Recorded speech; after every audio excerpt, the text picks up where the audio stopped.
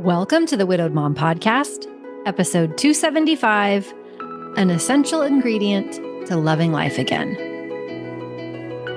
Welcome to the Widowed Mom Podcast, the only podcast that offers a proven process to help you work through your grief, to grow, evolve, and create a future you can truly look forward to. Here's your host, Master Certified Life Coach, Grief Expert, Widow, and Mom, Krista St-Germain. Hey there, welcome to another episode of the podcast. If you are listening to this when it drops, fall decorations are coming out. I've waited long enough. It's time. I'm ready for fall. It is weird though, because this semester, my partner's youngest is away at school now. He is a freshman and he just started school several hours away from us. And then, of course, his oldest got married last December. And then my oldest is in Argentina for the semester. And so it's just my partner, myself, and my youngest, and the dogs, and a cat, which is quiet. And it's going to be weird. But such is the way of life, right? Things change, and things are changing in our house too. So maybe you might be experiencing some of that. Seems like there are quite a few people that I know who are sending kids away to school this year. So here we are. Let's see. Okay, here's what I want to tell you before we jump in. Grief Essentials. We start the 17th. Early bird special is still going. If you are interested, you can learn more at coachingwithkrista.com/grief essentials. Grief Essentials is an 8-week program designed for those who want early grief to be easier. It is not for people who are in the grief plateau and who are, wanting to love life again, but just don't know how. It is for the people who are kind of miserable because they're in early acute grief and they need tools and they want community. And that's what I have come to learn, is that the right tools and the right community do make early grief easier. Not easy, easier. And that's what Grief Essentials is all about. 8 weeks. We start on the 17th. Early bird pricing is available until next Tuesday. So you have a little bit of time left. So go jump on that, and I will hope to see you there. And today's episode, I actually got the idea from one of my former clients, Jenny Douglas. We were having a conversation, and unfortunately, I'm sorry, you're going to have to wait to listen to that conversation until early October, but we recorded a podcast episode and she said something and it was so good. And I thought, oh, yes, I want to make sure that everyone knows that. I think that's worthy of its own podcast episode. And I'll let you wait to hear it from her. But essentially, the idea was that at a certain point in her own journey, she realized that she wasn't going to create what she wanted until she believed she was worthy of having it. And it took her a while to get there. And so that's what I want to talk about today, because that is sometimes the ingredient to loving life again that we aren't talking about, but it is essential. If we don't believe that we're worthy of loving life again, we will never be able to create it. And we can do all the things to try to change our lives or change ourselves or create something that we want in the future. And we will keep repelling it until we figure out how to believe that we're worthy of it, that we can have it. So I want to talk about why that is, right? The power of belief, why you might be struggling with worthiness, why it really does matter if you want to create a life that you really love again, and then give you a little bit of the next place to start. So what we think is so important. What we think really does shape our reality. How we view the world is a filter for what we see in the world. And so think about this. If you have ever had someone in your life and you believe they are a terrible person, what you will then see, what will then be highlighted to you by the filtering system in your brain, is evidence of their terribleness. And it won't be because they are fully terrible. It will be because you are thinking of them as terrible, which is then like asking your brain to show you only evidence that lines up with terrible, which means you won't see the things that you might actually believe aren't terrible because your brain will be filtering for terrible.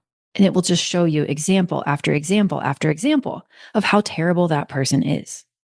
Now, I'm not trying to convince you to believe that somebody is amazing. If you want to believe they're terrible, it's not a problem. But just know that what we believe does shape our reality because our beliefs are a filter through which we view the world. And so the same thing is true for ourselves. If we don't believe we're worthy of loving life again, we will unconsciously make choices that prove that belief true. We will literally create that belief into reality. It will be a self-fulfilling prophecy. And we won't do it on purpose, but it will feel like, God, why do I keep not letting myself have what I want? Why do I keep sabotaging myself? Why can everybody else seem to do this, but I can't? So I want to make sure that everyone understands this is important. It is so much less about what we do and so much more about the belief that we're doing it from. Also, believing that we're not worthy of what we want will keep us from taking actions that could create what we want. Our thoughts cause our feelings drive our actions produce our results. So if we're believing that we aren't worthy of something, we won't feel good. We won't feel empowered. We won't feel capable. We won't feel powerful, excited, motivated, optimistic, committed, brave, any of that. We won't feel it. And we'll probably feel unworthy. And think about how you behave when you feel unworthy. What types of actions do you take? How do you talk to yourself? Probably not in ways that would lead you to creating what you want next. Probably not in ways that would lead you to loving life again, in whatever way that might look like for you. So first, we want to bag it up and start with what we believe. If we don't believe that we're worthy of loving life again, it will be like there is a hole in our boat and we just keep pouring water, out of it with buckets constantly. And we never get where we want because there's a hole in the boat. And it makes sense sometimes that even if you never struggled with believing that you were worthy before, you might be struggling now. Sometimes grief does that.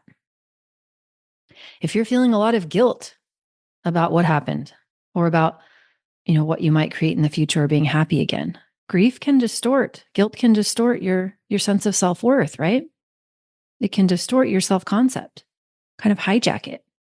Our hormones are wild and crazy sometimes, especially in acute grief, right? We're not firing on all cylinders sometimes, and that we're not sleeping well, and maybe we're not treating ourselves very well, and everything feels like it's out of whack. It's a full body, chaotic experience, which can make it harder to be nice to ourselves and be kind to ourselves.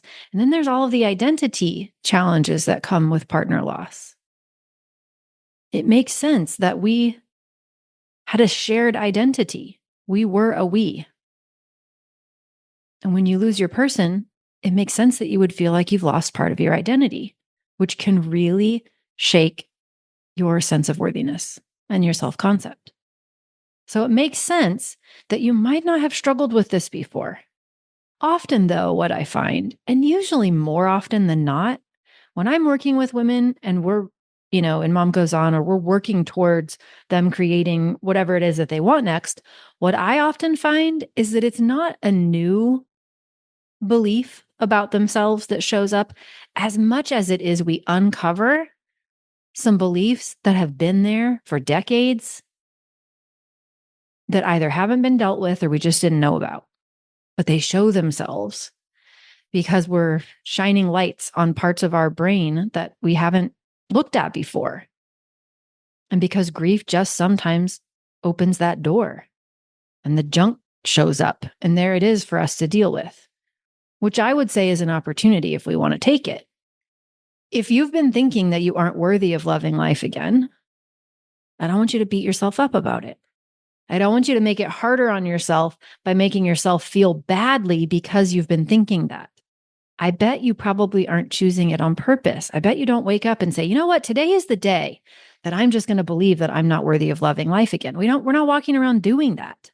Right? We have existing patterns of thought in our brain. We think something long enough that we gather enough evidence for it and it becomes a belief. And before we know it, we just believe something about ourselves. I just believe that there's something wrong with me.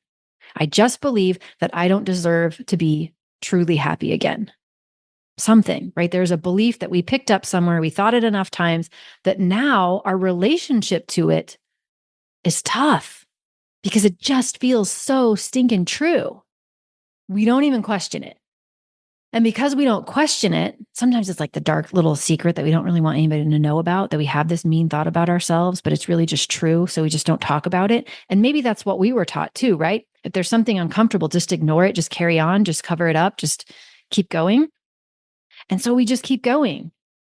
And then we focus on doing, do, create, produce.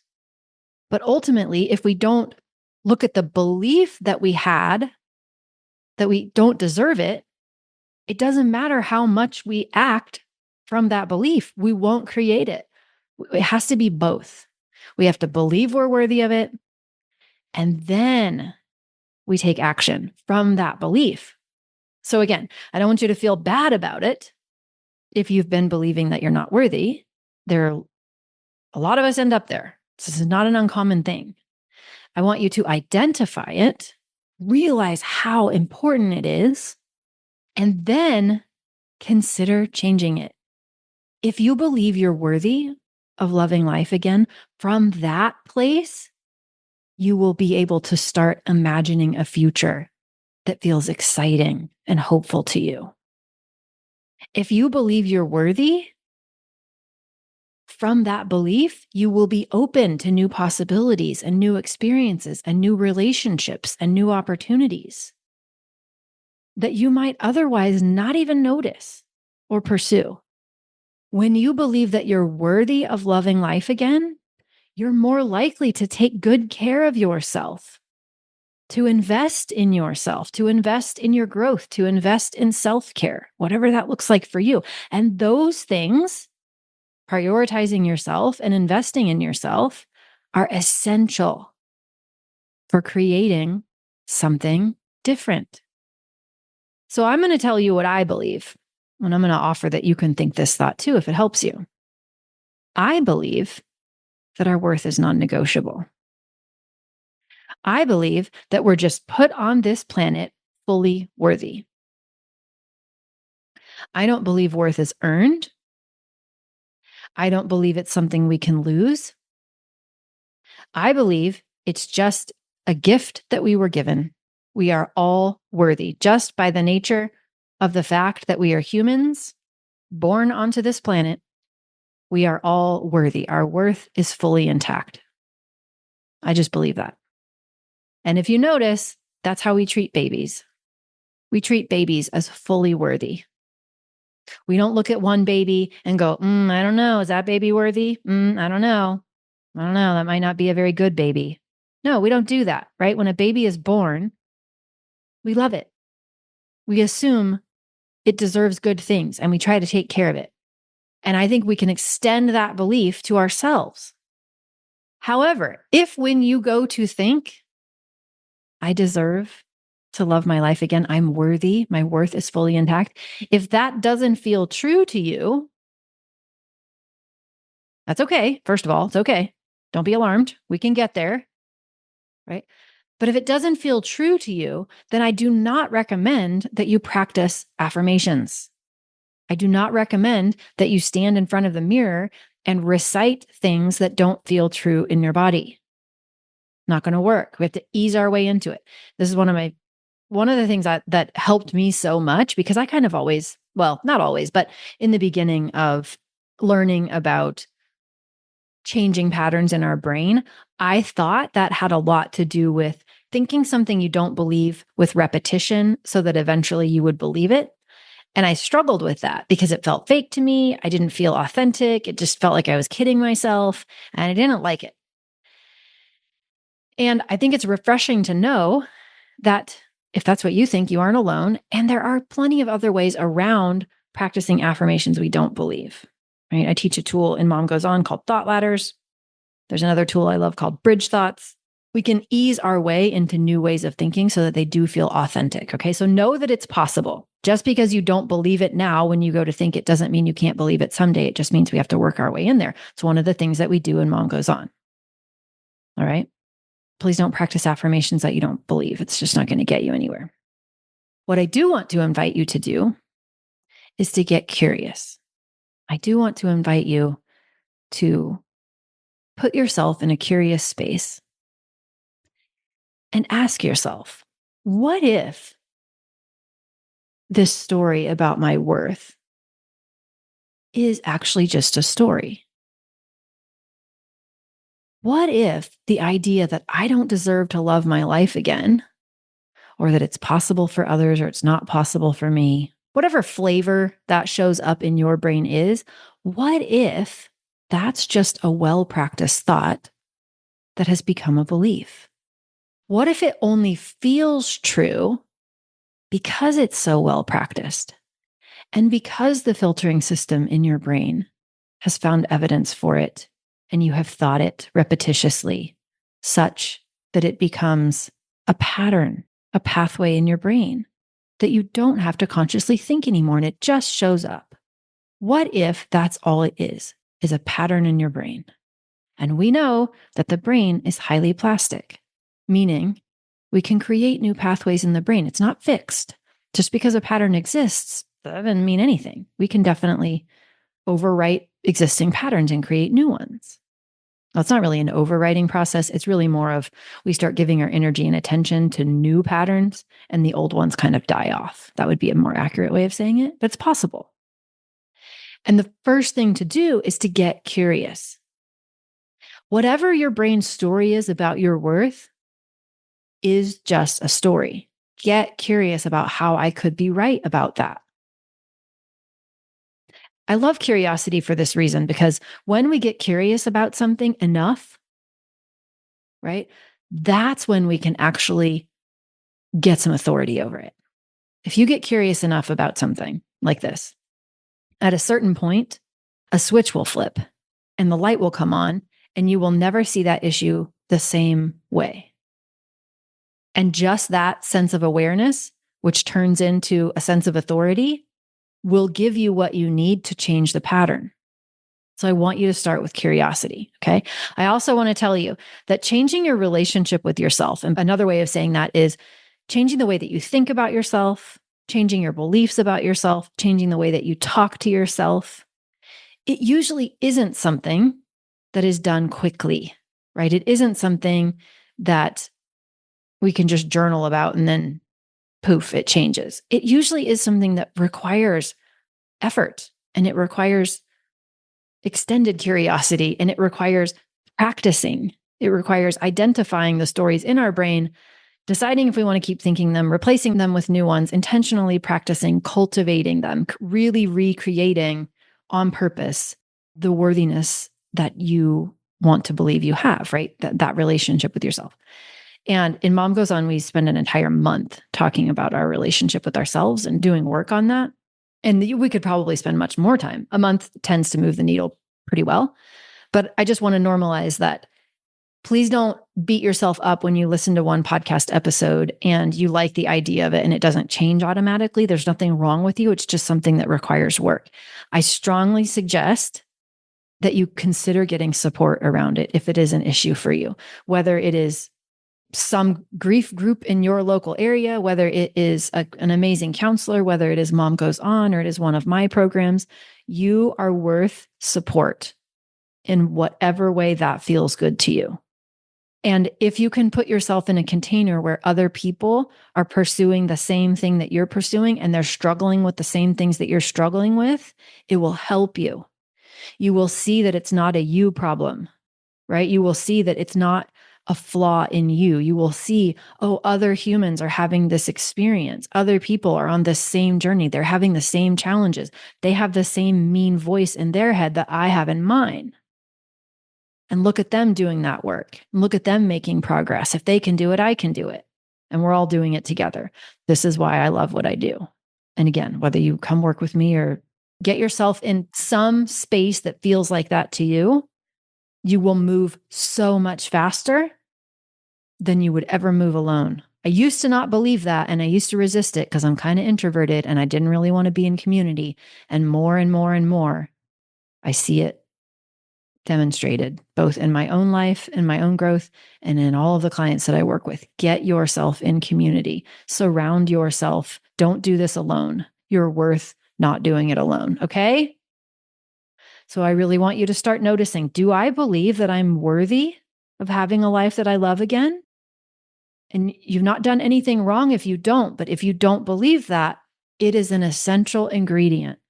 We got to go back and do that work because you will create more of what you believe. And if you want to create a life that you love and you don't believe you're worthy of it or that you can have it, you'll never create it. So we just got to start there. So go get curious, ask yourself, what if this is just a story in my brain? What if my worth is fully intact? What if everyone deserves to be loving life? What if my worth has always been solid and my brain just at some point decided that it wasn't? Just get curious and then consider getting some support so that you're not doing it alone. All right? You deserve to love your life again. This is my thought. I believe this. You deserve it. Your worth is fully intact. If I can do it, you can do it. If all the women I work with can do it, you can do it. Okay? Okay. Let's go decorate for fall. Okay. I love you. You've got this. Take care, and I'll see you next week. All right. Bye-bye.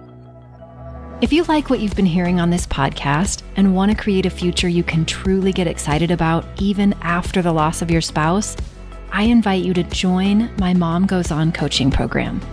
It's small group coaching just for widowed moms like you, where I'll help you figure out what's holding you back and give you the tools and support you need so you can move forward with confidence. Please don't settle for a new normal that's less than what you deserve. Go to coachingwithkrista.com and click Work With Me for details and next steps. I can't wait to meet you.